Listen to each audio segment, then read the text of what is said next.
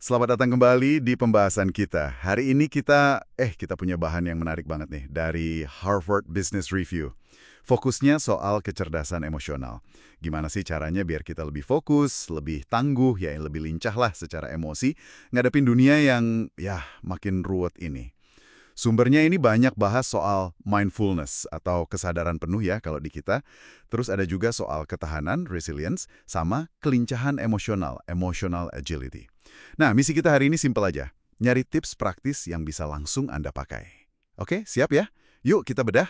Oke, mari kita mulai dari mindfulness dulu kali ya. Konsep intinya itu sebenarnya sederhana banget kok. Sadar sama apa yang terjadi saat ini, di momen ini. Dan penting nih, tanpa langsung ngejudge atau menghakimi. Jadi ini bukan cuma soal duduk diam meditasi gitu ya, tapi lebih ke gimana kita memberi perhatian, baik ke pikiran, perasaan di dalam, atau ke kejadian di luar kita. Nah, iya. Dan ini yang menurut saya seru banget. Manfaatnya tuh ternyata nggak cuma bikin adem ayem aja, ya kan? Saya ingat baca di salah satu artikelnya, ada riset soal musisi simfoni.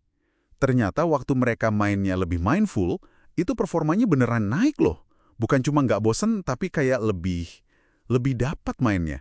Katanya malah bisa ningkatin karisma sama kemampuan lihat peluang baru. Kok bisa gitu ya? Jauh banget kayaknya. Bisa.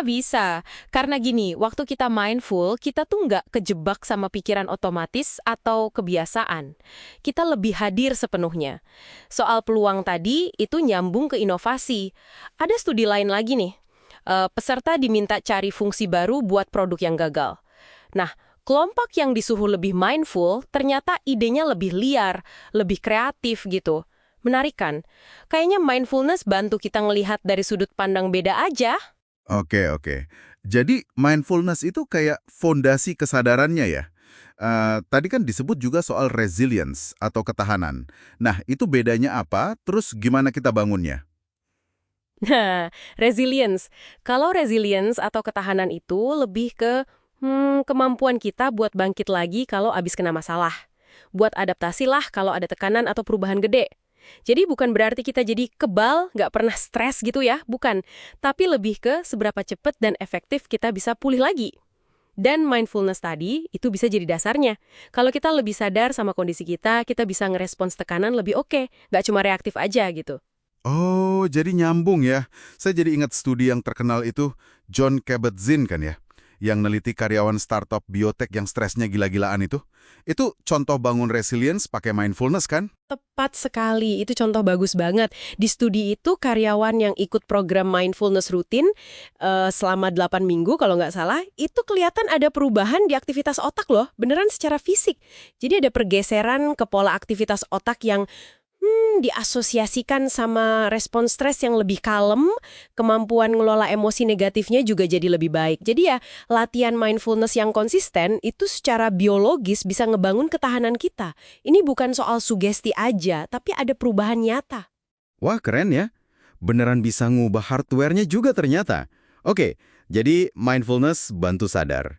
Resilience bantu bangkit. Satu lagi tadi, emotional agility atau kelincahan emosional. Ini apa lagi nih? Nah, emotional agility ini soal keluasan kita ngadepin pikiran dan perasaan kita sendiri. Termasuk yang susah atau nggak enak tuh. Tujuannya biar kita nggak kayak dijajah sama emosi itu. Jadi kita tetap bisa bertindak sesuai sama nilai-nilai kita yang kita anggap penting, nggak kaku lah pokoknya responsnya. Bukan berarti kita harus jadi positif terus atau neken emosi negatif ya. Malah sebaliknya dong. Persis, justru diakui. Bukan soal kita nggak boleh marah, nggak boleh sedih, nggak boleh cemas. Tapi lebih ke kita sadar, oke, gue lagi marah nih. Terus kita coba pahami tanpa hanyut di dalamnya.